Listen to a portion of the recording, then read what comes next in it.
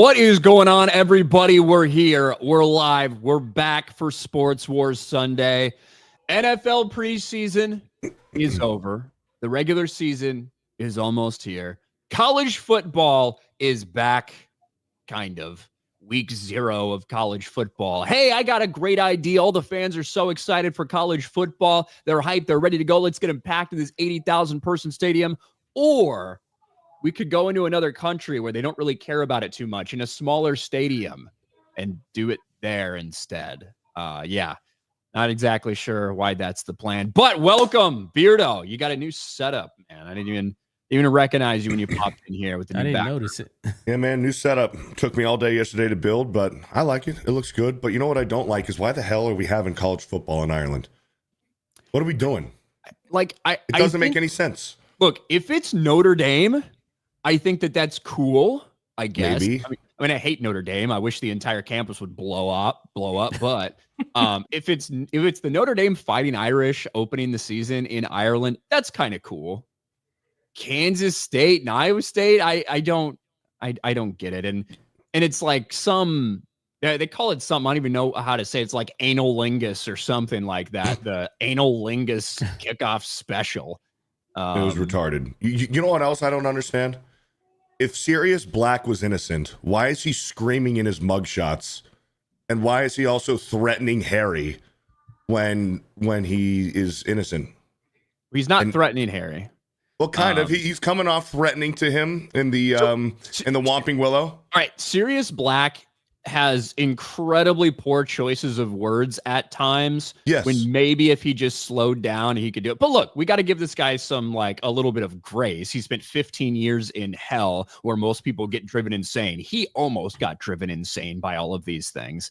Now, in terms of his picture, that's like a movie thing. He did look kind of deranged and long hair and shit like that in his mugshot. But you also have to remember, wizard pictures move. So it's not like you can take a picture sitting there smiling. It wouldn't matter, right? I don't know. I just never understood that. It was just a big failure to communicate, you know? Oh, okay. But thank you for your list of things you don't understand. Yeah. Will from Game On. What's up, man? How you doing? Good. Hey, I'm not going to complain about it being in Ireland. I'm just happy we got some football yesterday. A couple of the games turned out to be pretty decent. The Ireland one was it was a little wet and sloppy in the first half, and then they started scoring points there in the second half. I enjoyed it. I made money off of it, so I'm happy. And I think it's a crime that we don't have any football today, not even preseason. Not even preseason. It's true. Just give me John. something. What's that? I said, just give me something, some sort of football today.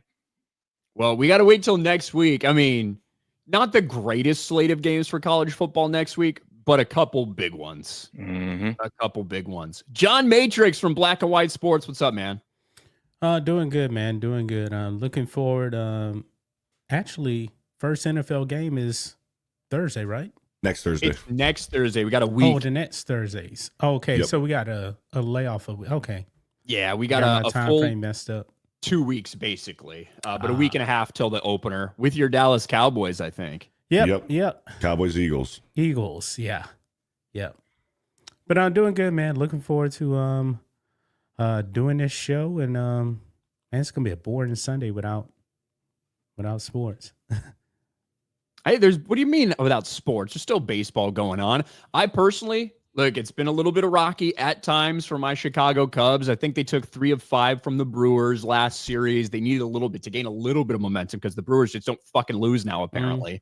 But thank God my Cubs caught the break of a lifetime. Kyle Tucker, a little bit injured, in a slump, getting a lot of flack, hadn't hit a home run since like July 17th or something.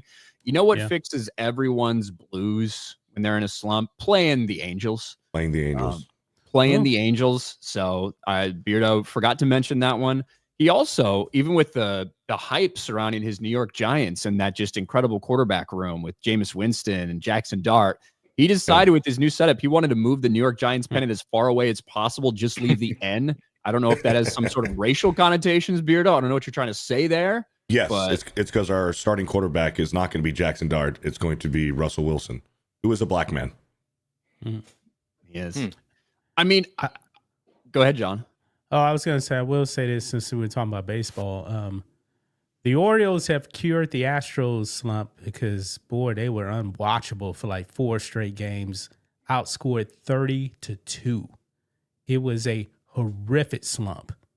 But now we won 3 straight, and now we got a little bit of breathing room in the division. But it's going to be interesting, man. It's playoffs coming up in baseball.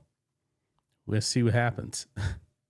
Yeah, but you guys still a couple games up on the Mariners and everything like that. Mariners, they were hot, then they flamed out too. Yankees got hot, then they flamed out now too as well. The thing about the Angels is they're not even like, you guys are not as bad as you normally are. You know? You're hovering around 500, a couple games behind 500. It's always a battle, man. It's always a battle just to stay at 500 with the Angels. That's how it's always been my entire freaking life. Except for 2014 when we were first in the AL and we got shit stomped by the Royals. There's 7 games under 500. Yeah, 61 and 68. Yep. Hey, we get Paul Skeens today, and the Pirates are the biggest favorites they've ever been since 2004. You guys see that the Pirates called up another pitcher who's like Paul Skeens' doppelganger? Mm-hmm. Looks exactly fucking like him. Did you see the Reds pitcher they called up? Big Sugar, whatever his name is. Oh. This fat Big fuck Sugar. who like throws 100. Fuck yeah. Now I'm gonna look up Big Sugar on Twitter, probably get a bunch of porn or something, but Hey, even the Brewers have cooled off some now. I mean, barely. Yeah, but remember they won like 14 straight. Now they're like 5-5 in the last 10 games. Oh, trust me, I know. That's normal, but 14 fucking straight. Wild.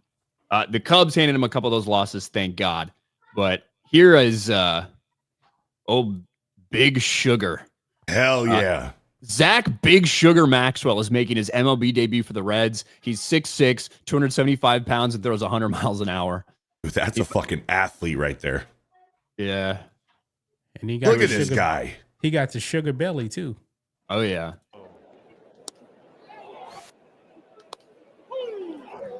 Whew. 101. That's straight gas. And Cattell chasing the 2-2 to Perdomo. Woof. There you go. So Big Sugar. And I saw some people getting upset because like some announcers for the opposing team were like, hey, kind of a big guy. And people were like, that's fat shaming. Fuck you. Is that Kenny Power? CC Sabathia was fat when he pitched. Bartolo Colon. Yeah, Bartolo Colon. Yeah. The Fernando vegan Valenzuela. Prince Fielder. Yeah. Like, so if Prince Fielder was vegan, like, what the fuck was he eating?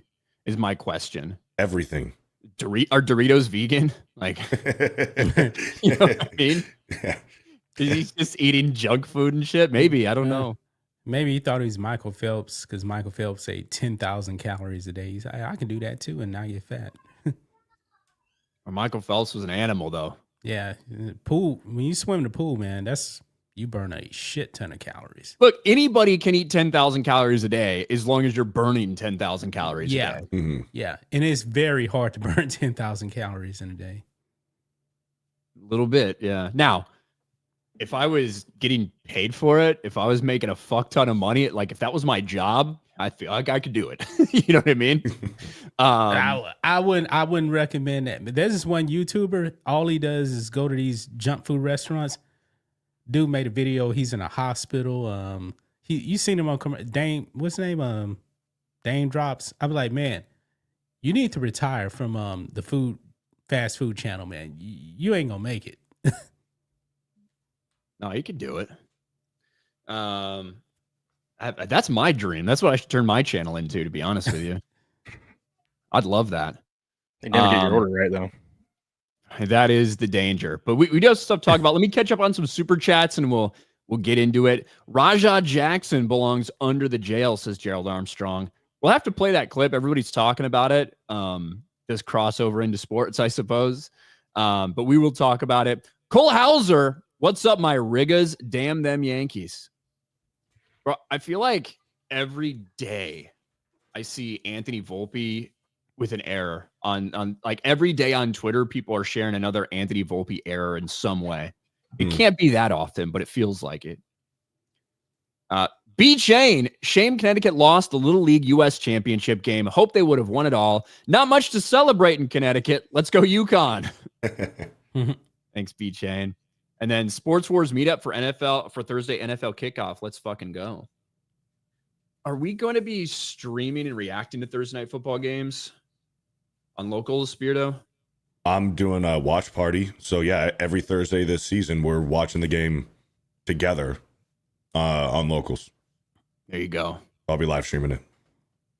So it'll be a virtual hangout.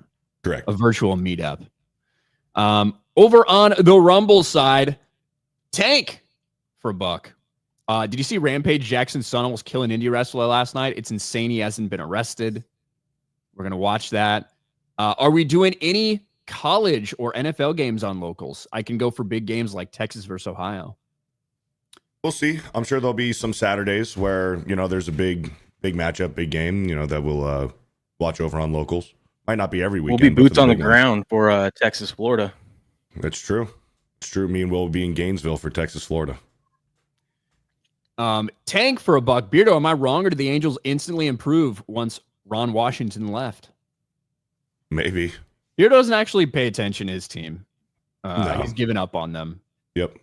You can't even justify it as his team anymore, to be honest with you. I guess so. Never knows what's going on with him. He's given up. KW for $50 over on Rumble. Let's go. Nice. Gonna miss the next few weeks of Rumble rants because I'll be traveling. So here's a big one, and go Vols. Awesome. Thank you, KW. Appreciate the big super chat. And I guess for $50, I will say go Vols.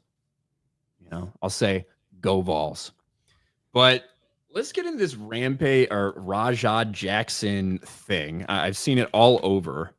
And maybe you guys can help me out with explaining some of the context behind this thing. And we do have Rampage Jackson with a quote as well.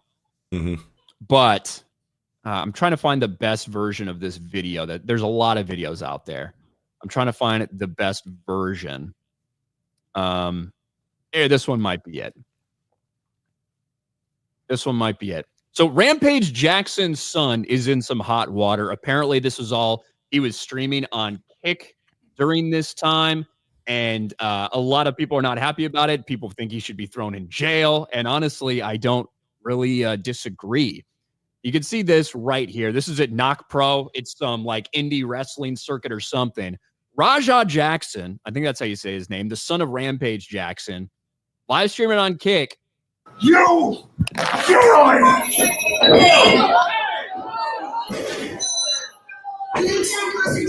Right here, obviously, about to pick up this big guy.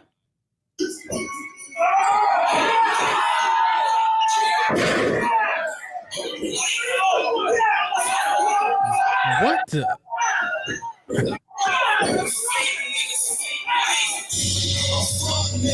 I mean, you got like 20 shots to an unconscious dude, basically. Mm-hmm. Everybody kind of breaks kayfabe, goes in there to grab him, keep him off, trying to pin him up against the corner of the ring here. It was wild. Now, Beardo, you have some background on this, yeah?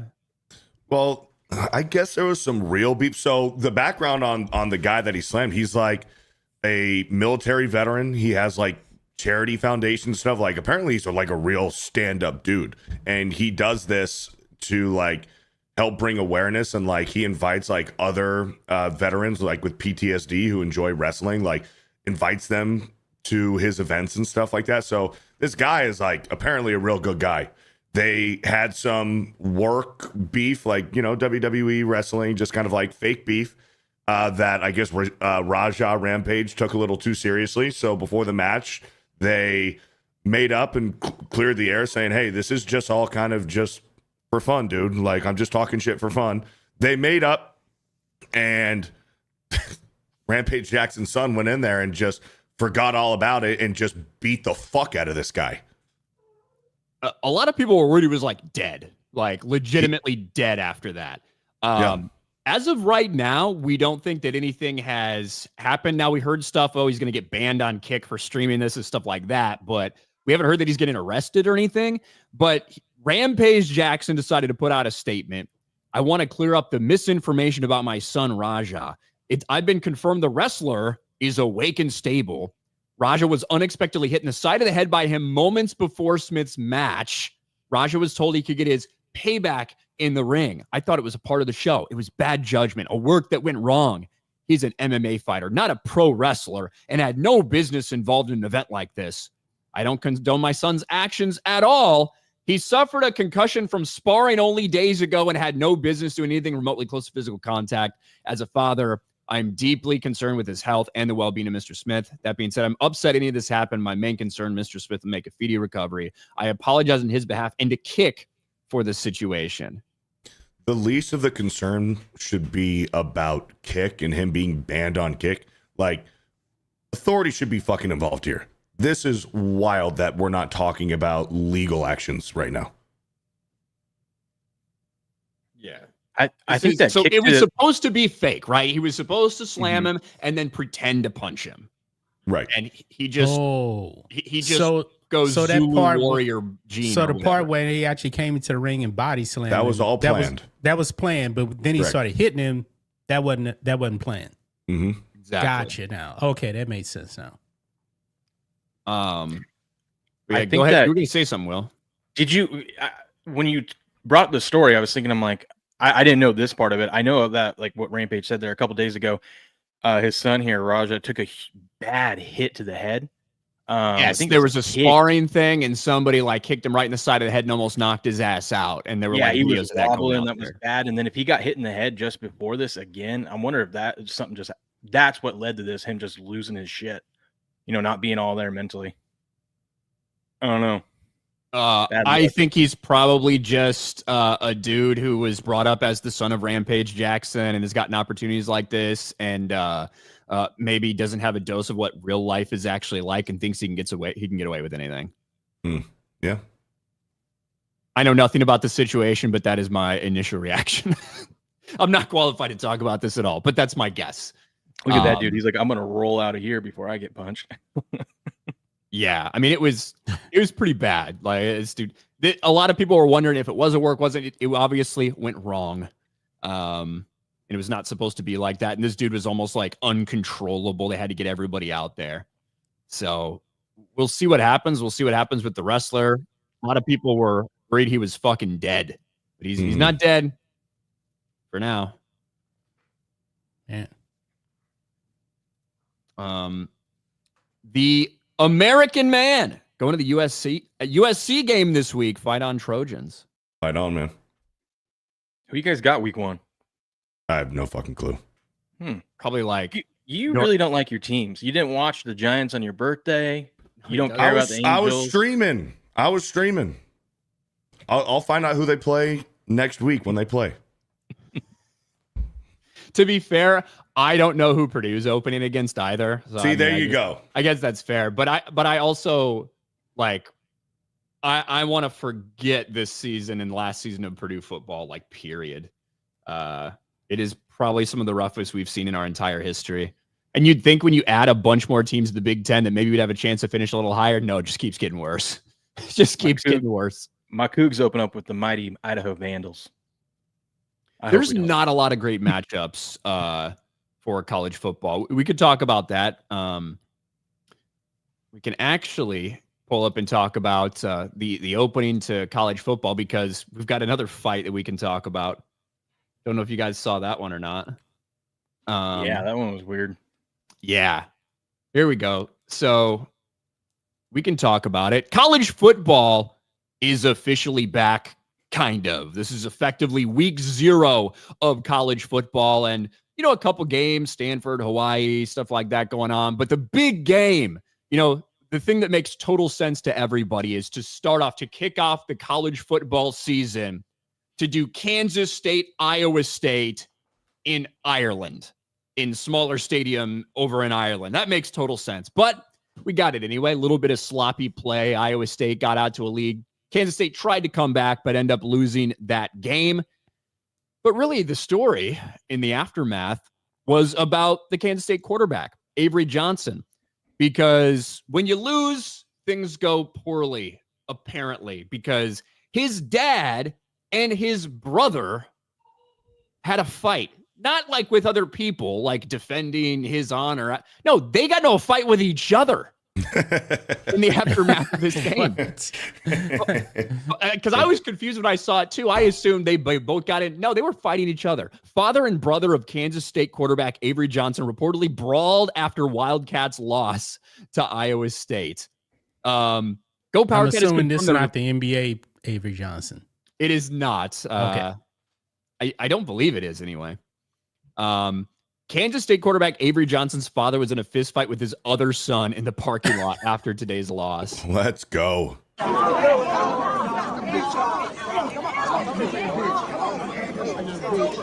So this is the dad right here, I believe, on top of the son.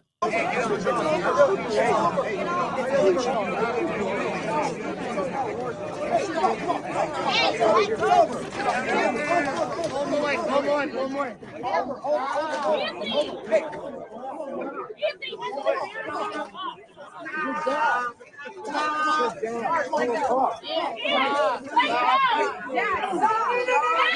Bro, how embarrassing is this? You know, and Avery Johnson played okay, you know, rushed for a touchdown, had 2 passing touchdowns, didn't get the win, disappointment, stuff like that. But your dad and your brother fist fighting in the aftermath in Ireland, that Irish beer, they couldn't handle it. Maybe, I don't fucking know. But that's an embarrassing situation. Yeah, not good. It's weird. Man. Yeah. It was jet lag. You say your own son, John? Yeah, you wouldn't. Man, that's a bad look. You know, families have issues. Families have fights. They don't always turn physical or whatever. But in public like this, when your son's like the starting quarterback and you got K-State fans all over like trying to separate you, maybe just have a little fucking class. Maybe try to control yourselves just a little bit. At least fight other people. If you want, like, if you're really pissed, go find some Iowa State fans and beat the shit out of them, right? And then we'd be talking about that too. But fighting each other, what the fuck is going on? I don't understand. Odd time to try to square up with your dad, you know? I don't get it. Maybe the dad was squaring up with him. It looked like he had the upper hand in this. Looks like he was the aggressor, huh? Maybe, or maybe he stepped to him and he had to put him in his place, you know? Here's my conspiracy theory.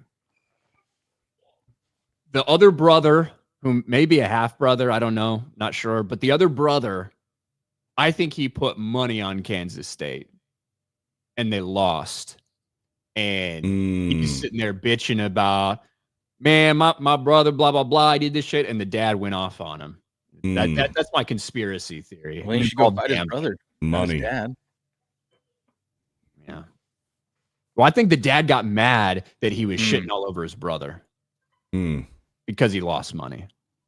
I have literally nothing to back up my suspicions. Again, just a guess. No, I like it. Let's run with that.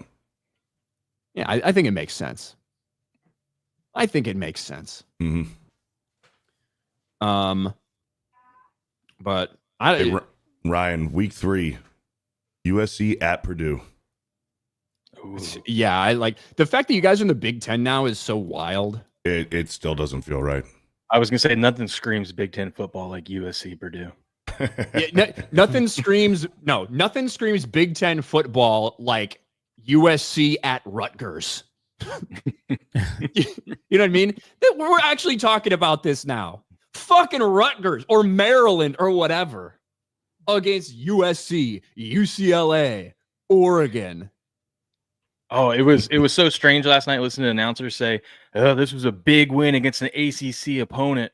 Talking about Hawaii win over to Stanford, and I'm like, "Oh yeah, Stanford's in the ACC. That makes no sense."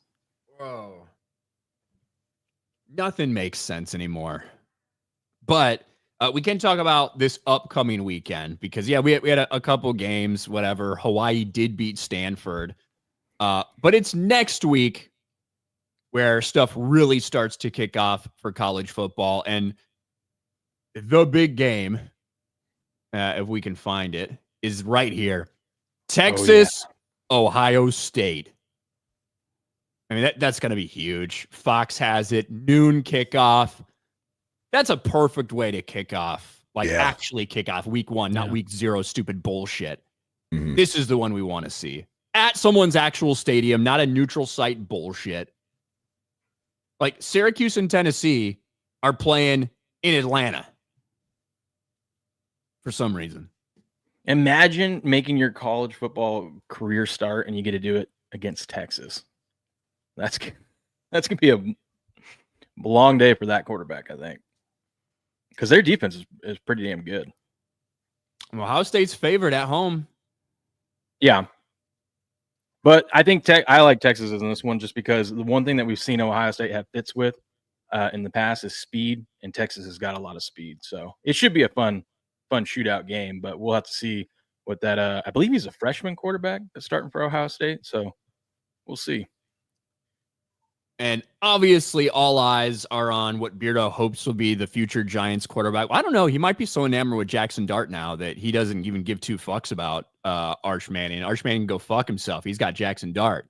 You're damn right. We'll see how Jackson Dart looks in 2 years when Arch Manning's ready to come out and declare. A lot of people are saying that the Saints might be tanking for Arch Manning. That there's this whole conspiracy that the Colts are starting Daniel Jones to tank for Arch Manning. I don't think that's the case either. The rumors with the Saints are that they're going to try to tank and draft, was it Nessmeyer, whatever, the LSU quarterback, because his dad works for the organization. I think he's the general manager or something. Like, if you're talking about the Saints and maybe the fact that they didn't do anything, didn't improve, those things might make a little more sense, I suppose. The Colts, you can't say that they're starting Daniel Jones to tank when they have fucking Anthony Richardson on their roster. It'd be a lot easier to tank with him. But yeah, the Colts have a chance to win their division too. The Saints have no chance of winning that division. I'm excited to see Arch this season. I got a bet going, a $20 bet that Arch Manning will finish as a Heisman finalist this year, his first year as a starter. What's the bet? That he will, or yeah, he but won't. did you get good odds on it or anything, or it's just like a $20 bet with somebody with a friend? Yeah, just with a friend, $20 that he will, and then the guy's a Sooners fan, so he was like, "There's no way Arch Manning is gonna be a Heisman finalist." I'm like, "Bet you $20 he will." The Sooners quarterback should be a finalist. He's going to put up the numbers. A lot of expectations on Penn State this year, boys, as well. What are the chances of them covering a 44-point spread against Nevada, Will? Yeah, they're going to do that. I'd be surprised if Nevada scores in that game. I would lay the 44. I don't like doing that, but I would. God, with a total of 57.5. Wow. A couple years ago, this would have been like a huge game to watch. Not a ton of expectations for Florida State this year, but this one, wait, where is it? There's one more big matchup. Here it is. The nighttime matchup, LSU Clemson. That's going to be one to watch. So we got a huge one at noon. We got a big one in prime time for LSU and Clemson. It's actually in Clemson, which I like. No neutral field bullshit, but big test for Brian Kelly and LSU going up there. Yeah, both those quarterbacks should be in the discussion for Heisman as well. But yeah, so finally getting some things kicked off. Not the greatest slate of games. Most people kind of play cupcakes or whatever, but you always get a couple of good matchups in week 1. Weirdo, you can get 7-1 on Arch to win it, to win the Heisman. Okay. Yeah, is that on your Cal sheet? No, I'm sure it's up on Kalshi too. This is on a sports book.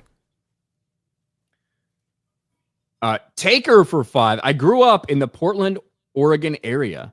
I know, and Oregon would often open against Portland State, and they'd always win 72-0 or 69-0. Why bother? Well, warm-up game, and then it's Portland State gets that money too. That helps the program and whatnot. I remember Portland State is FCS, huh? Yeah. I think they are Yeah. FCS, John. Yeah. I went and watched one of those games when I was younger, and Portland State had this quarterback. I'll never forget it. The dude was the fastest guy on the, like, shifty fast, so damn quick, made it look like people were standing still out there. But every time he got tackled and would walk back to the huddle, he'd take the slowest walk. And I'm like, how are you that fast? But like when you walk back to the huddle, you look like you're in slow motion. Like everyone's sitting there in the huddle waiting for him to get there, and he's just taking his sweet ass time. He left it all on the field, man. Yeah. Yeah. Ooh. What's up, John? I don't know if you were planning on talking about this. You saw the Shilo Sanders punch. Oh yeah. Rose just texted me. Shilo just got cut. No fucking way. Perfect.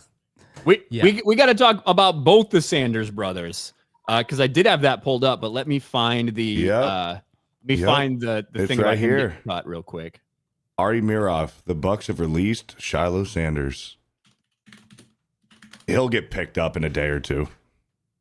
I don't know, man. I don't know. He's not that good. He's a free agent. Like, Yeah.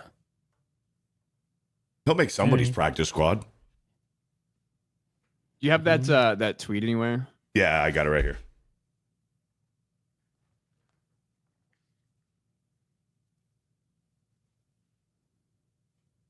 Okay, perfect. I'll pull up the NFL post too. This will work. Okay. So I want to show the punch too. Let's get this up.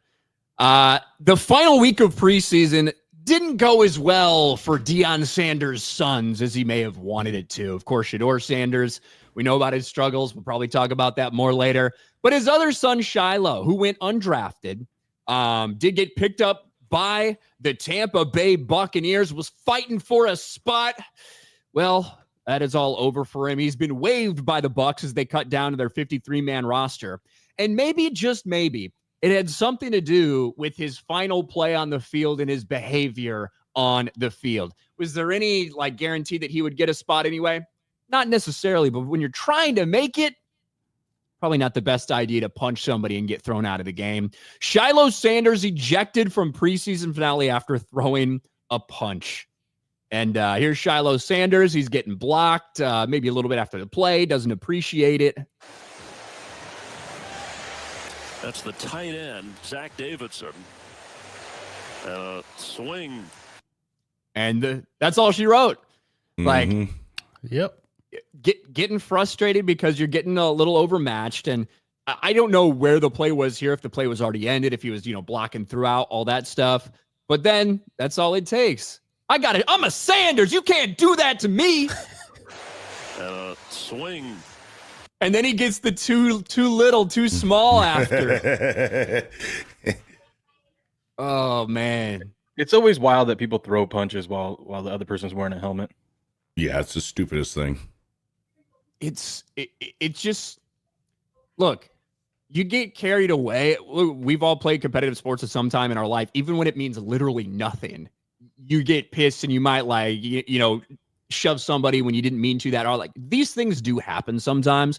But when it comes to this stuff, you're a professional athlete, you're trying to make this roster, you get out physicaled, and that is your only response as you're trying to make this team.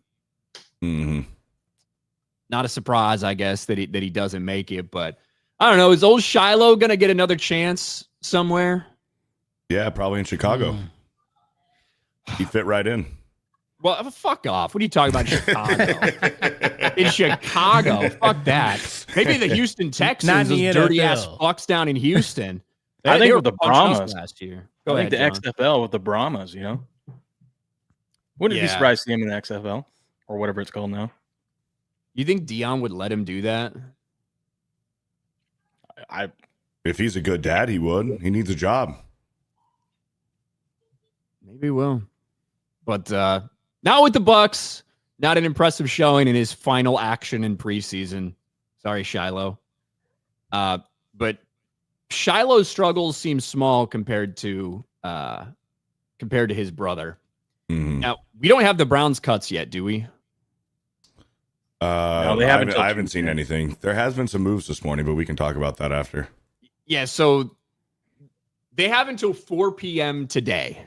4 p.m. to, I think it's today, is when you have to cut down to your 53-man roster. So the cuts are going to happen. They have till 4 p.m. Tuesday. Oh, Tuesday. I thought that was today. My bad. Hmm. Well, they did not waste any time dropping Shilo then. Yep. But we also got to talk about the other Sanders brother. Shedeur Sanders has been in the limelight, in the spotlight, in the news cycle before the draft, after he fell in the draft, all of this stuff every time he takes the field. But unfortunately, yesterday in the Browns' final preseason game, it was for all the wrong reasons. Shedeur Sanders had an absolutely abysmal game in there against, third, fourth stringers, people trying to make the team. It did not go well. His first preseason appearance, to his credit, he played very well, and everybody was talking about it. Oh, my gosh. This one, not so much. He had more sacks taken than completions. It looked really bad, like horrific at times, including this sack right here, which, sometimes you take a sack. Here's this one.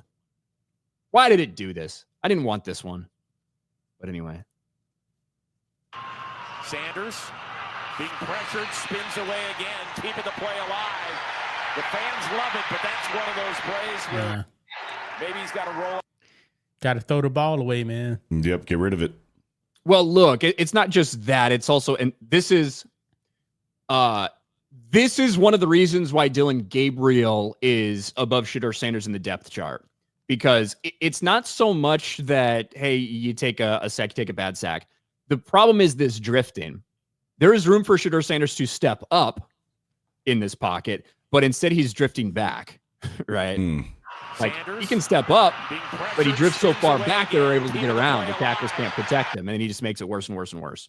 And it's just one play. It's whatever. He didn't play well. He played really poorly. And this is after a week of, Shedeur Sanders and Dylan Gabriel. The media tries to say that Dylan Gabriel attacked Shedeur Sanders when he didn't. They were spinning it completely.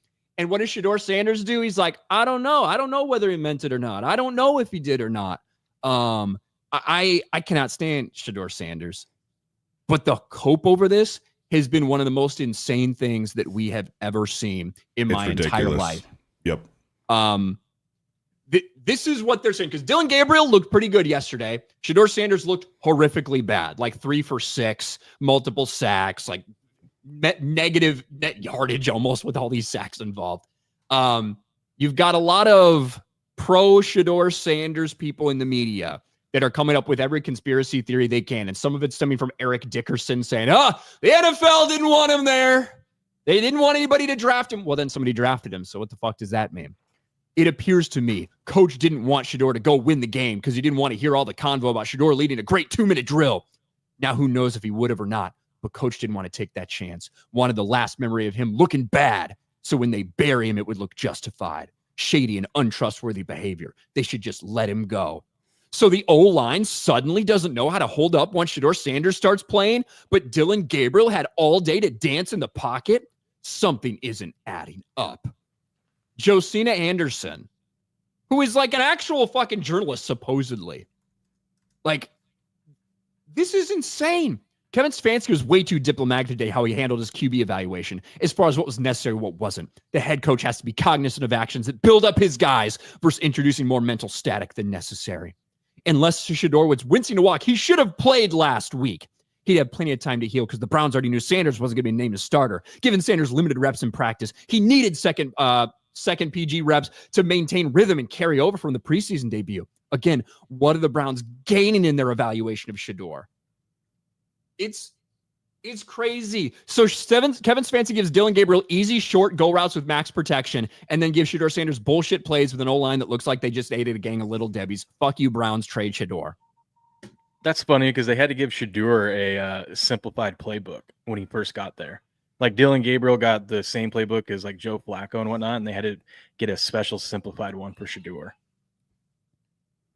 Like, Shedeur Sanders is being treated like with in this insane way. A lot of the times by what I feel like are black activists in the media, right? That seems to be the case. It's all about that. It doesn't matter that this is a team and a franchise that gave Deshaun Watson more money than any quarterback had ever seen. It doesn't matter that half the starting quarterbacks in the NFL right now are black. Shedeur Sanders is being victimized somehow because he didn't get picked as high as some people thought he would.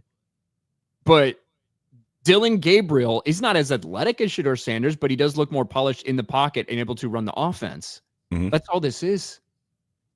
And I don't, to me, this is the problem, because now you have a guy who is third or fourth string. When you're looking at them making their cuts, third or fourth string, who is generating all of this attention, all of this fucking shit. I wouldn't want him on my team. Why would I want a third string quarterback on my team that generates this level of backlash and criticism and attention when he's not making my team any better? And this was always going to be the case. I mean, they spent a third-round draft pick on Dylan Gabriel. He's not getting cut. No matter how bad he played poorly, if he would have played terrible during the preseason, you don't cut a third-round pick. Shedeur as a fifth-round pick is a lot easier to cut. And the bitching and whining and complaining about him getting taken out and Tyler Huntley going in and Stefanski not giving him the chance to run a 2-minute drill and how it's unfair. Guess what? The NFL isn't fucking fair. This is a fucking business. Kevin Stefanski is a 2-time coach of the year. It's just not fair all the time. Walter Payton didn't score a fucking touchdown in the Super Bowl and they gave it to Fridge Perry, okay? Like, the NFL isn't fucking fair. Eli Manning got benched in his last year in the league. It's a business. It's not fucking fair. Shedeur Sanders isn't owed fucking anything. Yeah, how is all this going to end up, John? Like, I don't know. These people, man, that are complaining, these people don't watch the NFL. They're just there for the narrative. They're there for the race hustle and nothing more. Just like when it came to the draft, the draft coverage of Shedeur dropping was insane. They were trying to make it seem like he was the Nets coming to Joe Montana when he wasn't. Yeah, he had a really good first preseason game, but he's a fifth-round pick? Haven't been good the last couple of games. He's not entitled to any. His name is, if his name wasn't Sanders on the back, what if his name was Shedeur Brown? Would they still be doing this? Probably not. Probably not. And, we've got Whitney and Hawkins. Y'all are so happy he had one bad game. You guys are just waiting for it so you could talk about him, but disregarding his first game where he balled out wild. One, we mentioned that he played very well in his first game. This is not a video about Shedeur Sanders had a disastrous game. This is a video how Shedeur Sanders had a disastrous game, and people are trying to spin this into some grand conspiracy that, he only had almost every snap in the fucking second half. And they planned this. They intentionally played bad. They intentionally did these things. That's the justifications these people are making instead of, this is the reason Shedeur Sanders fell to the 5th round of the draft. This is the reason, because of the stuff that he showed in this game. And these people can't fucking handle it. That's what this is a video about. It's about people that are completely and totally delusional. I saw this. The Shedeur discourse right now will not make it easier for him to stick in the league as a backup. The last thing teams want is their quarterback 3 to be a story. If you really want him to have a long career, learn from the Tebow saga and let the guy exist in peace. Here's my question. Isn't he like 3rd on the depth chart? Yes. Do you think he's going to get to the practice squad? Or are the Browns going to run 3 QBs of Flacco? Well, he's QB3 with Kenny Pickett being injured. If Kenny Pickett's healthy, Shedeur's probably 4. Yeah. But is he on the sideline for week 1? No, I don't. He's not dressing, I don't think. No, and if they put him on the practice squad, I think someone will end up claiming him. So I don't know if they want to go through that mess either. They might just want to be done with it. Yeah. Did you see what that Dove Kleiman said about that sack? No, what did he say? He says, not many QBs in the NFL can move like this. Shedeur will be special. Freaking engagement baiting retard. I hate that dude. I know you're growing on me though. But yeah, we'll see. We got a couple days to know what the cuts are going to be. I really don't know because you're going to deal with a massive amount of backlash if you cut him. You're going to deal with a massive amount of backlash if he's there. They've really put themselves in this position by picking him in general. And well, these people want him to start no matter what, and it's not going to happen. It really isn't. And maybe he'll go somewhere else. Maybe he'll get a chance. Who was it? Aiden O'Connell just broke his wrist. The Raiders might want a new backup quarterback potentially. And here's the thing. Tom Brady, Shedeur Sanders, they work closely. All of this stuff. Remember when people thought they were going to draft him? Maybe he could go there. If Tom Brady really loves Shedeur Sanders so much, maybe. Yeah. If he wants to play, go down to New Orleans. It's not much competition down there to get a starting spot. No, who's going to start for the Saints? Is it going to be Tyler Schuff? Yeah. Probably. Rattler is the backup. But like ultimately, Shedeur, there are going to be people out there that are delusional about Shedeur Sanders and think that he's just getting screwed. It's a big conspiracy. Everybody hates him. That's why this is happening to him. Instead of just like accepting reality. I think Shedeur Sanders is talented. I think he needs more polish. I think he needs more time to learn. I think he needs to be in a place for a while where he's not getting coached by his daddy. That's just like legitimately, I do think something that he needs. Right. In order to grow, in order to advance, in order to like learn how to become an NFL quarterback and stuff like that. That's stuff almost all young quarterbacks need virtually. And I feel the same way about Shedeur, especially so when your dad is coaching you all of this time. It's a different experience. And I do hope that regardless what happens, whether he stays in the Browns, he kind of embraces whatever role he's given. Because these people are not going to stop talking. Like these retarded people are not going to stop talking and pushing his ego even bigger than it already is. Yeah. You should go down to Arizona. Jacoby Brissett's a backup. You can learn behind him. Good veteran to learn behind. It's kind of what I like what the Giants are doing. They said that they're letting Russ, I don't know if you heard this, Beardo. They say they're letting Russ kind of coach or focus on being the starter. And then Jameis Winston is the one kind of teaching and coaching Jackson Dart. I really like the Giants quarterback room. I don't know what they're going to do if they're going to carry all four quarterbacks as well.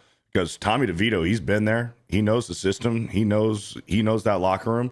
He's a fan favorite, and it seems like the teammates like him. But you're going to really carry four quarterbacks, and they already said that they're not interested in trading Winston. That teams are talking to them, having conversations about what will it take to get Winston. They're like, we're not trading him. That was his farewell game. What do you mean? That's like. Yeah. Oh, Tommy DeVito's gone? Yeah. You think so? They let him play all that. Yeah. I mean, maybe you're not carrying four. You can't. No, but unless you're going to play special teams, like you can't. Like, I think if one guy's going to go at once, if one guy's going to go, it'll be Tommy DeVito. But no, I like starting Russ, and let Jackson Dart just learn the pro style of just being in the NFL. Feed Jameis those W's. Feeding Jameis those dubs, man.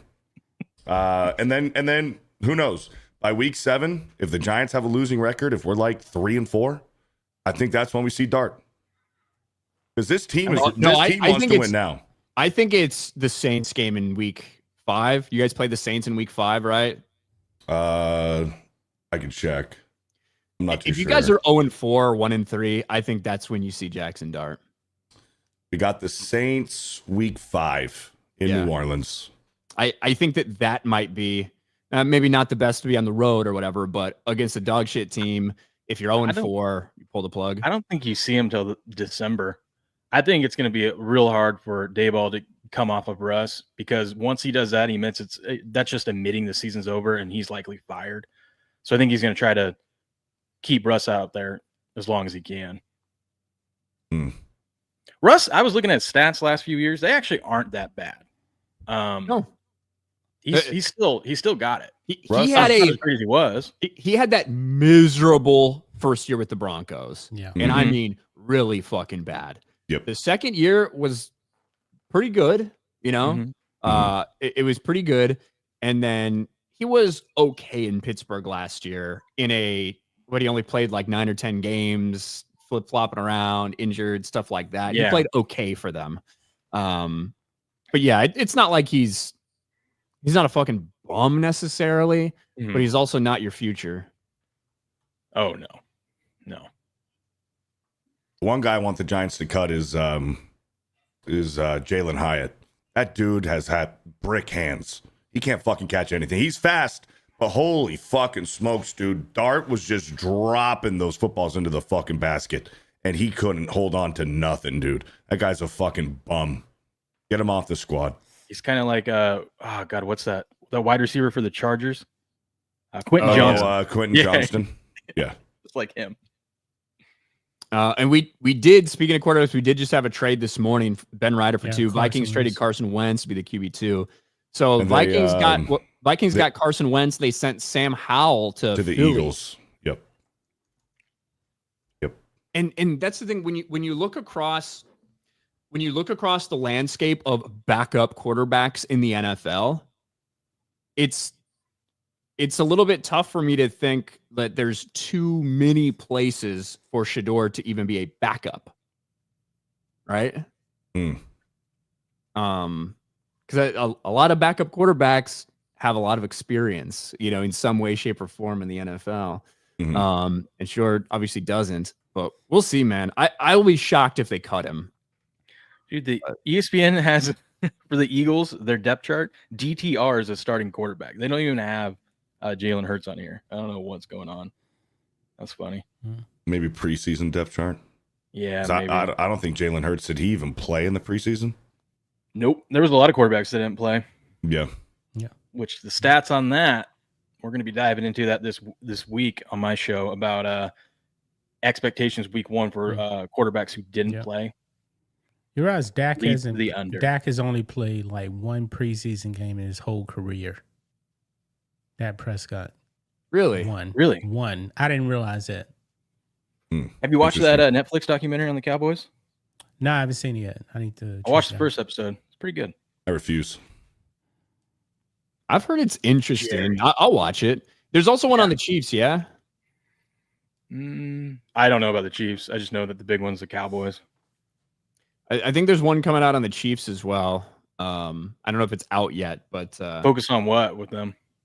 Like ownership? Like winning three rings in 5 years or something, being the Super Bowl 4 times in 5 years, whatever it fucking is. The Cowboy one is interesting because it happened like right as I was being, even before I was born. And so it was just interesting to see it. It's all about Jerry buying the team and going through those championship years.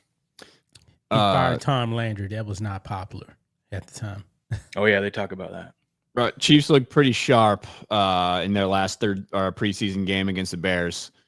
That offense Bears came back, baby. Bears did come back, but I'm just talking about first team. Like their offense looked really sharp. Granted, we did have I think our 2 top DBs out, kept out because of injuries or whatever. Hopefully that'll be turned around because holy shit, they were just going right by our DBs. But they still look pretty sharp. Their defense looked solid. Bears starters looked okay. Not a great first drive, not a great second drive. Picked it up in that third one, obviously marched down for the touchdown before half. Then Tyson Bagent had a really good second half after getting a big contract extension. Dude, that was crazy. When I saw that Tyson Bagent got that contract extension, there was a stat. Only 2 quarterbacks in Bears history have ever received a contract extension. Jay Cutler and Tyson Bagent, bro. Yes. That is crazy. Well, wait, hold on. In history? I'm pretty sure in Bears Tyson history. Bagent was the last one since Jay Cutler, I believe. But it could be history for all I know. But he's certainly the last quarterback since Jay Cutler to receive a contract extension. I think it was in history, but maybe you're right. But I'm almost certain that I saw in Bears history. It wouldn't shock me, but yes. And it's when it comes to these arguments about Shedeur or whatever, this is not necessarily uncommon. The level of the Shedeur stuff is so overblown, right? Because they see Tyson Bagent go in there with his second team guys against the the Kansas City Chiefs 3rd and 4th string guys, and they're like, look at, he commands this thing better. He should be starting. It's like, have we not ever watched preseason before? Have we not like gone through this whole dance? Mhm. I'm really happy that Bajan gets that money. It's more money than his family's ever seen in their life. And I like him. I think he can be a solid backup quarterback. I think that obviously Ben Johnson's had a lot to do with this, but Case Keenum being signed to the Bears, to me, was huge for them in the offseason. This is something I talked about last year when it was just Caleb Williams and Tyson Bagent. Tyson Bagent was a second-year undrafted guy, and you didn't get anybody else in there. You didn't get any like kind of journeyman quarterback to not compete, not expecting to play, literally just be there to be a backup quarterback and teach guys shit and help them out. Mhm. And I think Case Keenum's been big for them when it comes to that this year. But we'll see. Have you guys been Ben watching? DiNucci's tweet yesterday? No. He tweeted out a picture of a beer at an airport. Said, "Not many beers better than the Yes. airport. I just got cut from the NFL for the 7th time beer." Yeah, I did I see saw that. that. Yeah. Have you guys been watching Hard Knocks? No, I only watched the Bears episode. That's the only one I watched. Yeah, this past week was funny. You know, they're like, we got James Cook signed, you know, hype him being back in practice, hyping up the Bills for fucking 50 minutes. They go to the Bears game and they get shit stomped. I mean, granted, none of the Bills starters are playing, but it was funny. The wild thing is, in that practice, like, they got shellacked. Like, the joint practice against the Bears, Josh Allen got picked off 3 times. Bears offense struggled with some penalty stuff, but was just moving the ball consistently. And you would not have been able to tell that if you watch Hard Knocks. It's just like, hey, look, we're here having fun. I'm teaching the young guy to learn. Hey. Yeah. And then they got absolutely fucking hammered. Yep. We definitely got to talk about one more NFL topic, and then we will. I know we got a lot of super chats to catch up with, guys. So I will do that.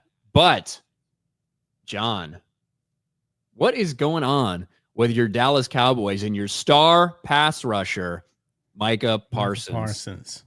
Because this has been an ongoing thing for Micah Parsons, Jerry Jones. They can't get it done.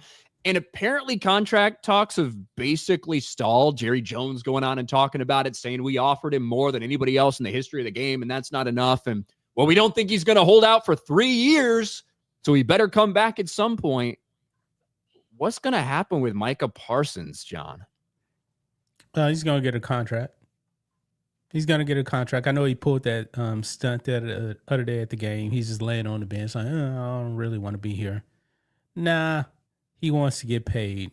Jerry Jones is not going to trade him, obviously. Brian Schottenheimer said, I'm going to talk to him. You don't really have any power. Micah Parsons wants to get paid. Jerry Jones is going to get a deal done. We know that's going to happen. But Micah Parsons is doing this for the cameras. That's it. I wouldn't be surprised if Jerry told him to do that. Jerry loves this stuff. Yeah. I mean, we've seen guys that want new contracts and they say I want to be traded, and they pull stunts like that. Mm-hmm.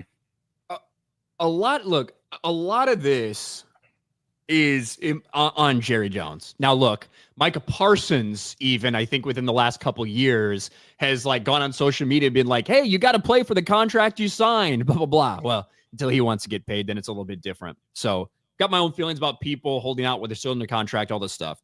But Jerry Jones, you know this, John, as a Cowboys fan, he always does this. He waits and waits and waits until kind of the last second to get this stuff done. Mm-hmm. And I feel like we don't know exactly what they were offered and when, like all this stuff. But since this has started, you had like 3 different DNs get paid big time money. Where if you would have got this done earlier, you might have saved yourself money and still made him feel good by making him the highest paid player. Now, if you want to make him the highest paid player, if that's still what he wants, that's going to cost a lot fucking more than it did 2 months ago. You got to top whatever those other guys got. Well, imagine if they would have got this one done early, the Dak one done early, and the CD one done early. They'd have the Cowboys have like an extra $12 million a year in cap space instead of waiting to pay the guys next man up. It's Remember, crazy. Jerry did this with Emmitt Smith, but Emmitt Smith was coming off a Super Bowl, and Emmitt said, "I'm out of here. I want my money." And then he set out the first 2 games. Cowboys lost, and then Jerry Jones said, "All right, you win, Emmitt." And we do know, it came out this week from Jerry himself. The rumors, we do know that in March they had a meeting, just him and Micah without the agent, and they agreed, and he was going to make him the highest paid, most guaranteed non-quarterback in the league. But then he sent that contract over to the agent. The agent's like, "No, you're not going to make a contract when I'm not there," and told him to shove it up his ass. Yeah, so now a lot of stuff has been put on that agent for like blowing up this deal, and that's what Jerry wanted. That's the point that he went out there and said all this.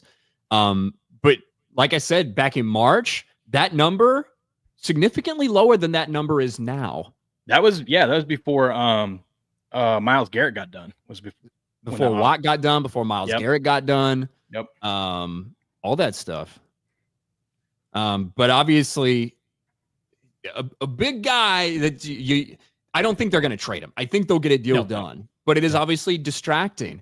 And when guys hold out or hold in, whatever you want to call it, when they do all this stuff, because he did come back, I think, in the last day or two, and they're not there at training camp, doesn't usually bode well for their production early on in the season. I think it'd be a little bit easier on being a defensive player, kind of see ball, hit ball. But wide receivers, it's definitely tough. So it'll be interesting to see what, with Terry McLaurin and whatnot, how that works out. But I think they're going to come to an agreement. He's not going to get his contract before the season starts, but an agreement that we're going to talk the day after the season ends, and I'm going to make you the highest paid player in the league, not non-quarterback in the league. Because Jerry doesn't need to get a deal done right now. Nope. Because he's got 2 franchise tags he can use. Yep, so. Exactly. And Micah's not going to sit. Micah's not going to sit out though, because he's about to make the most money he's ever made in a year this season, because he's on that 5th-year option. I really wish this could actually get done this week, but I don't know. Jerry won't. And that's what Jerry Jones said. He said he's going to get it done because I've never heard of anybody sitting out 3 years. And guess what? Next year, I'm a franchise tag him. Year after that, I'm a franchise tag him. So he'll have to sit out 3 years. So yeah, probably I don't think Micah Parsons is going to take it that far, but certainly a distraction. I doubt he gets traded though. Now Hendrickson for the Bengals, I don't know what happens there. So I don't know how much money they had to give him. They spent all their money on fucking Jamar Chase and T. Higgins. Yep. And Joe Burrow, obviously. I'd love my Patriots to go get him. Like that's kind of, we had this conversation when Chase and Higgins got those extensions. And I think Jamar Chase is 100% a guy that you pay whatever you have to get. I think T. Higgins is fucking great, but I think you probably should prioritize maybe something else if you already locked up this wide receiver. I think that T. Higgins' production could be replaceable, whereas when you're on this fucking defense, their defense has problems. And now you're telling me that this guy, this anchor of what you want to try to grow this defense into, we don't have enough money for you? I don't know. Dude, they paid, I think the Bengals offensive line combined makes as much as Chase makes in a year. They have problems at offensive line and they have the defensive issues, and yet they go out and pay their second wide receiver because that's what Bro wanted. It's insane. Yeah. All right, let's catch up with some of this stuff here. We got a lot of chats. First of all, let me start by Metal Slave with 50 gifted memberships. There you go. Nice. Shout out Metal Slave. Thank you. Thank you. A lot of gifted memberships in the chat. We got almost 1,000 people watching here. Hell yeah. Appreciate it, guys. SCB or SCDB for 5. You guys have any fantasy sleeper picks or passes you're staunch on this year? Who's going to be the guy that drafts Kyle Pitts again? Oh, God. I think... with Michael Penis Jr. Michael Penis. Did you see he confronted a fan for calling him Michael Penis? He's like, the what'd thing you call is, me? he didn't call him Michael Penis. He said Michael Penix. Like, you could tell he very much put the X on there. Like, instead of Penix, he said Penix. And he stops. He's like, "Would you call me? Would you call me? Calm down, bro." Like, Your name sounds like it might be penis. Like it's gonna happen. What do you I expect? got a sleeper for that chatter. RJ Harvey, rookie running back out of Denver.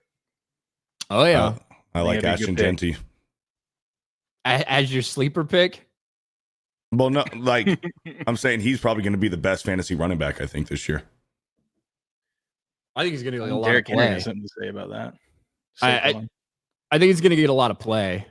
But we'll see. Don't be drafting Christian McCaffrey.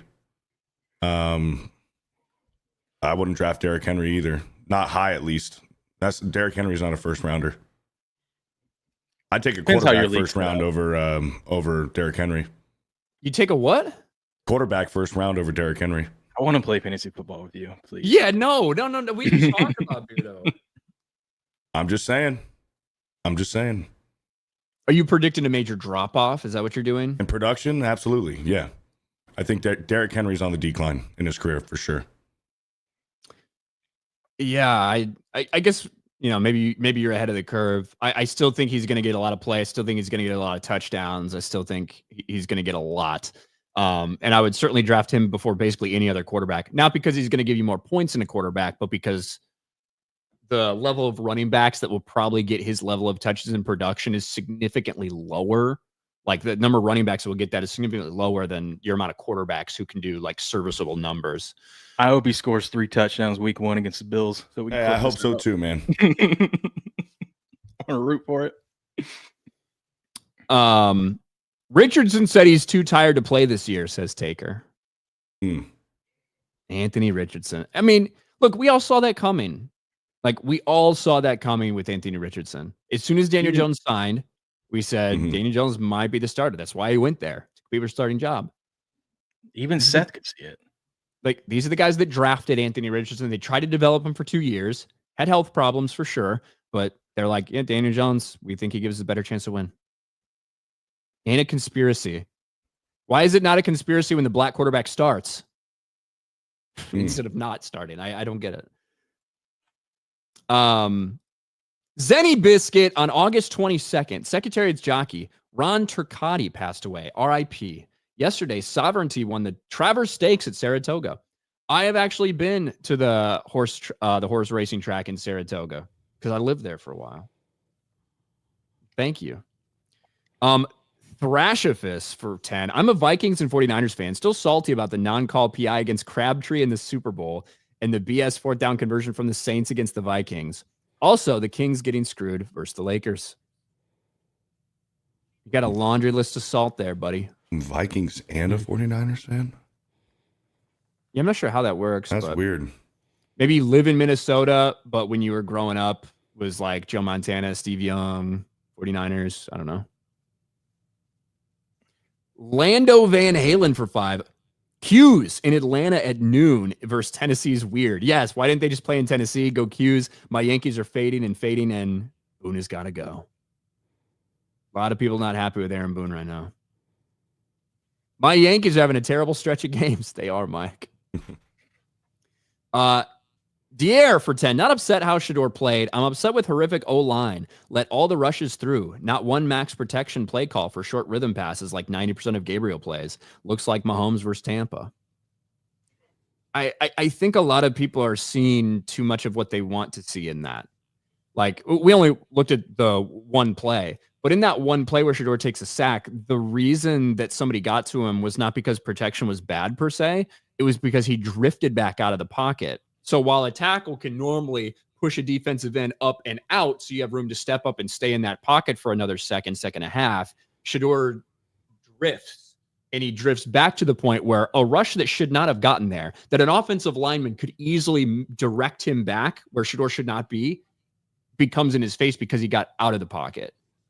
I also love how everyone becomes NFL play experts. Like we know what play was called. We don't know if Shedeur had the wrong read or was supposed to get the ball out quicker or whatnot, decided not to, But everyone's an expert at it now. We all are. Doge Pal for 2. 2024 Colorado Buffaloes most memorable 4-8 team. Yes, after Shedeur Sanders, I did see some posts that were like after Shedeur Sanders 3 for 6 for 41 yards and 5 sacks or whatever. It's like the Cleveland Browns have decided to retire his jersey. So maybe. Bad fish. Shedeur sucks. Go Buckeyes. Repeat. Eric K. In other news, thoughts on Taylor Burr reporter. Anybody know that? I don't know. I'm looking it up right now. Is it a hot reporter or something? Oh, yeah. Big fan. What does she cover? Or he? Chiefs. Looks Chiefs? like. Oh, yeah. He's a cutie. Cute. Oh, she's nice. There you go. Cute.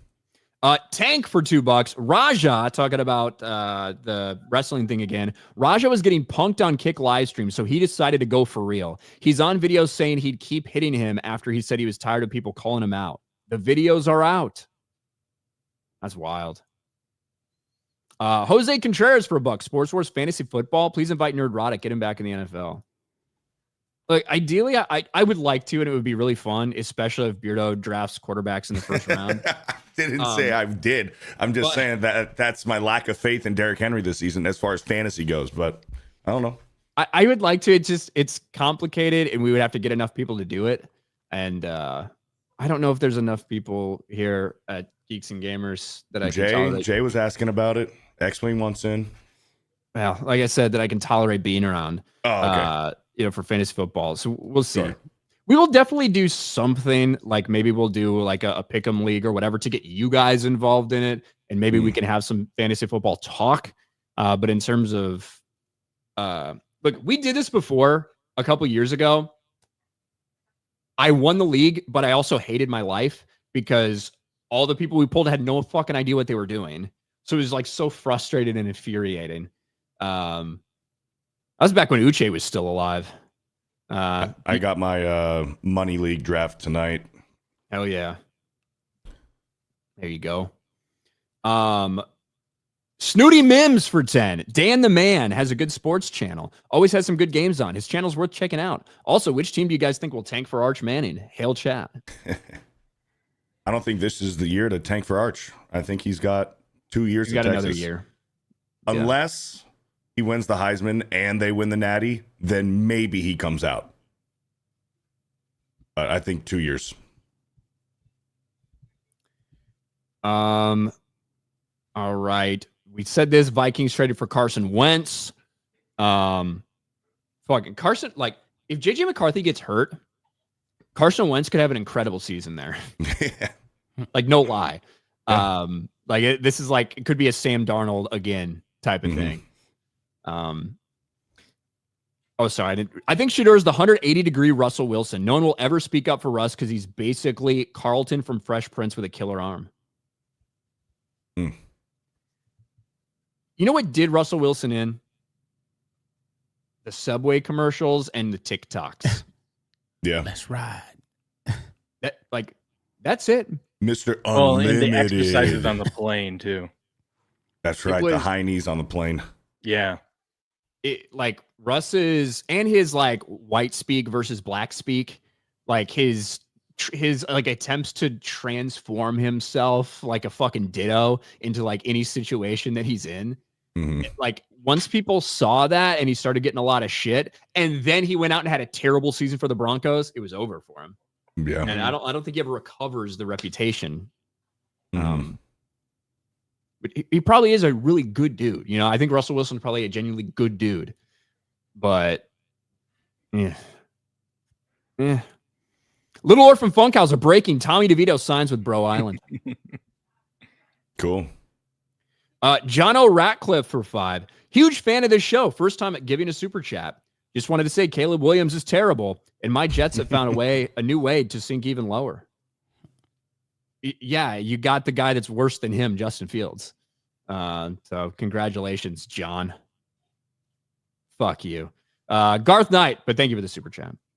I think that the first couple games for the Bears, it's going to be a little bit ups and downs, a little inconsistent. I think the offense is going to be really clicking halfway through this season. I think that me and Beardo could throw for 250 yards a game, like if Ben Johnson was calling the plays. He schemes guys open. So Fellas, I know it won't happen, but how great would it be for an MLB salary cap? I think more important than an MLB salary cap is actually a salary floor. I don't know if that's an unpopular opinion, but yeah, go ahead, John. Yeah, some of these teams that know they're tanking will have a complete payroll of $30 million, while another team is spending $300 million. Yeah, that's a problem.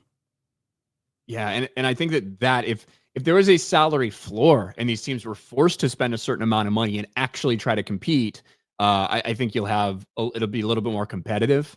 I don't know if you're never going to get the players to buy in on a salary cap. No, not when it's gone this long without one. What I do like you how guys the think of NBA this does it, crazy fucking MLB restructuring ideas that are going on out there? I hate it. What, like restructuring based on geography, the divisions? Yeah. There's a lot of discussion about what 2 expansion teams potentially in Nashville and where was it, Charlotte maybe? Well, they were talking about Orlando too, right? Look, there is I think it was somewhere in Oregon. There's a group in Orlando that desperately wants the Orlando Dreamers, right? Yeah. I think Tampa should move here. I think the Tampa Bay Rays, they don't have a fucking stadium now. Nobody went to it before. I think they should move to Orlando. Yeah. I'd love that. I mean, it'd suck, but it'd be cool. But no, there's speculation about them considering eliminating National and American leagues, restructuring divisions just based on location. So like the Northeast division would be like Yankees, Mets, Red Sox, Phillies, like that type of shit. You know what I mean? I personally would hate it. Yeah. They don't need to mess with that. Don't be like the NBA overthinking everything. You know, it's not like we haven't had restructures before. I mean, look, you guys used to be in our division, John. Yeah. Astros used to play against Cubs. And I remember when the Astros moved to the AL, everybody was making fun because Albert Pujols signed with the Angels. Oh, they're going to get dominated by the Angels because Albert Pujols is there. No, we ended up dominating that division. Little did they know that Dak Prescott could actually help out to win Astros games. You know, the trash can. Let's see. I said that one. Micah really wants to go to the Eagles, says Connor Akers. That's what happens, man. He just want to get paid. That's it. Those Penn State guys, man, they play out their rookie contract and they go back to Pennsylvania. He want money. Bengals defense gives up more points than offense. They give up a lot of points. Poor Joe Burrow. Jerry Jones wants to play quarterback and linebacker. I don't think that's going to work. Star Killer Rob, cry me a river, 49ers fan. Hashtag Jerry Rice fumble. Thrashifus for 2. Parents were divorced, lived in California and Minnesota. Okay. There you go. That explains 49ers, Vikings. Calvin Dickerson for 5. I thought he was going to say Dickersworth, so I said it in a weird way, but it's just Calvin Dickerson. What are your thoughts on NCAA punishment to Michigan? Did Ohio State cheat too? I think all of these people were cheating. I think Michigan was better at it because they had like an autistic weirdo in Connor Stallions that was really fucking good at it. If you look into like the results of some of that stuff, it's not like just Connor Akers was going and like coordinating this entire thing himself or whatever. Every fucking team in college football had teams that were dedicated to doing this, and then they were sharing information with other fucking teams who are yet to play those teams. Like, that's how we got some of this stuff. Michigan's the only one that gets caught up in it. Ultimately, they didn't really get punished that much. They didn't nullify the NCAA championship. They didn't ban them from the postseason. It sounds big, but in reality, it's just kind of a slap on the wrist. You're punishing people that aren't going to be there anyway. That aren't there. Yeah. So is what it is. The only Subway endorsement deal that went worse than Russell Wilson was Jared Fogle. Not wrong. Hey, Jared from Subway, can I look at your computer? Be careful. It's spicy. Speaking of, you ever watched that documentary about him? The one where they caught him. Yeah, this dude wanted to tell people what he was doing. And he did. That's how that was his downfall. The woman that recorded all the phone calls of him and stuff. Yeah. I watched that one. Yeah. And real quick before we do end the stream, we got to talk about sports or ESPN's little fuck up this week. Just because. Did you guys see the icons of sports from ESPN? This is how they decided to market their new streaming app for $30 a month. The icons of sports. Do you guys see this? Yeah. Look at all these icons. This is how they tried to sell you their streaming app. There are fucking, I think there's 12 or 13. 12 WNBA players. Yeah, there's more 20. Like, there's more WNBA players on this thing than there are NFL players. Wow. There's more WNBA players than there are college football players. You only got a handful of baseball players. You got Shohei, Aaron Judge, and probably Acuna or Ozzie Albies. I can't tell because I can't see the number, but like, what the fuck were they thinking? They can't help themselves, man. Yep. They put a Naomi Osaka on there. She's not even relevant as a tennis player anymore. They put a lot of women tennis players on there. No Scotty Scheffler, best golfer in the world right now. No starting pitchers in baseball, Major League Baseball. Shohei. Well, Brian Windhorse. He's technically not. Well, he is kind of pitching, but not really. Mina Kimes gets a spot. Monica McNutt, who didn't know who Barry Sanders was, gets a spot. And they're all female lineup of cringe. Jeez Louise. And that's incredible. Okay, I get it. Joe Buck, Troy Aikman, Peyton Manning, Eli. These are some of the guys that are going to be like calling the games that you're watching on here. But to have is that why more... they let Brady off? Because he's on Fox or whatever. Okay. Yeah. This is promoting ESPN Unlimited. Gotcha. And yeah, we get it. You have a deal with WNBA. That's why you promote so much of their shit. That's why you talk about it so much. The idea that you put a million fucking female athletes that no one knows who they are on this and try to make it comparable to the Steph Curry, LeBron, Lucas of the world. You put more of them than any other sport. It's fucking wild. It's stupid. And they deleted it in shame, in embarrassment. Love it. Are you guys going to get this ESPN streaming app? No. I mean, if you have YouTube TV, is there a point? Here's the thing. I already had the Disney Plus package, and I got it just because it's only $3 more. Because it gives you had ESPN Plus with Hulu and Disney Plus. It was $26.99. So just for $3 more, you get ESPN Unlimited. So this isn't the normal ESPN Plus package, right? Because like that's a different ESPN Plus is already included in that. You get access to it anyway. So if you got Disney Plus and Hulu and ESPN Plus, it's worth it to upgrade just for $3 more. And then you get more live sports. Yeah, because if you don't have any like cable or anything. Here's the thing. If they join up with Fox, which we've heard they're going to launch a different sports-based streaming app, and that's you essentially have month. Everything on there, then maybe I suppose it would make sense. Honestly, the only thing I use YouTube TV for at this point is sports. Mm-hmm. Like that's really the only reason I have it. And that's what $100 a month or something like that. Mm-hmm. But here's the best way to do it, because October the 2nd, it's going to be $40 a month for Fox One and ESPN Plus. This is what you should do if you really want all those. Get the Disney bundle for $29.99 and then get Fox One by the year, which is $199, which comes out to be $16 a month.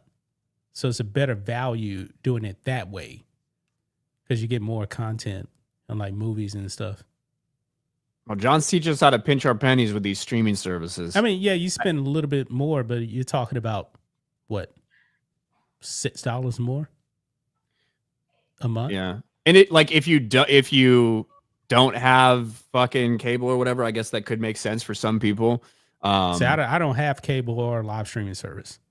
Yeah, so me neither. I just do streaming apps. Yeah, Like I get antenna NFL Plus because I just watch and then I Red have streaming Zone. apps. Yeah, NFL Plus is an okay deal. It's like $15 a month or something, right? and you get Red Zone, and you get to watch all the games. Yeah, I that the have NFL Network has. I have NFL Plus Premium, so I can get Red Zone. I got it for $80 for the year. Well, I can tell you one thing. Putting a bunch of bad artwork with a bunch of fucking female WNBA players when people only know maybe one or two names out of them, right? Probably not the best way to sell your streaming service to everybody. Your $30 a month streaming service or whatever the fuck you're trying to charge. And they got rightfully destroyed for it, which is good. Let's see. B-Chain, keep all teams in current league, NL and AL, East, West, with 8 teams each division. If they get rid of AL and NL, I'm done with baseball. Yeah, that'd be To be retarded. honest, go ahead. I just said that'd be retarded. The thing is, now that both leagues have designated hitters, Yeah, that was a major difference between the leagues. what's the fucking point? MLB realignment's a money grab that will fail hard. Just say no. Took a quarterback first round of my A1 league 2 years in a row and won 2 years in a row. Josh Allen, Lamar Jackson, go New York Jets. But it's good that you play with people who really suck at fantasy football. I would never maybe if you can get one of the top tier guys who you know is going to produce rushing touchdowns and passing touchdowns, big plays and stuff. If you can get one of them when you get down in that third round, maybe I'll pull the trigger then. But usually people jump for those guys too quick. Usually my board looks like running backs and wide receivers for the first 5 or 6 rounds. Maybe if a tight end does slide to you who you know is going to overperform, maybe. But I suppose it also depends what league you're in and what your rules are as well. Mm-hmm. But I'm glad you won, Lando Van Halen. Doge Pal, have you seen the new ESPN mascot, Appy? No, I have not seen Appy. Connor Akers survived. During R. Kelly's performance, a member of his entourage held a sign that read 18 and over. Should have warned R. Kelly of that. But that's it, guys. Next week, we'll talk college football games. And then after that, we're back, baby. NFL is back. Only a couple weeks. Yes, sir. Exciting. Very exciting. Beardo, what do you got going on, man? Absolutely nothing. Good show. There you go. That's it. Will, what about you?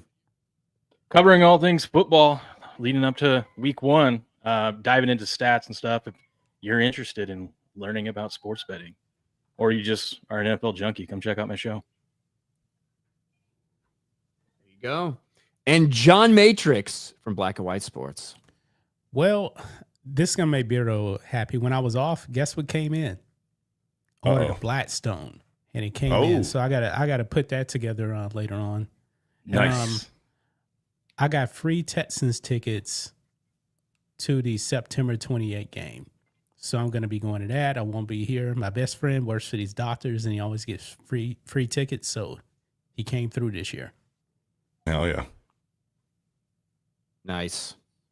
All right. Well, there you go. Thanks for hanging out, everybody, here on YouTube and here on Rumble. We appreciate it. We'll be back next week. Feels good that football season's almost back, even though the NFL is gay. All right, guys. Talk to you later. Bye, everybody. Peace out.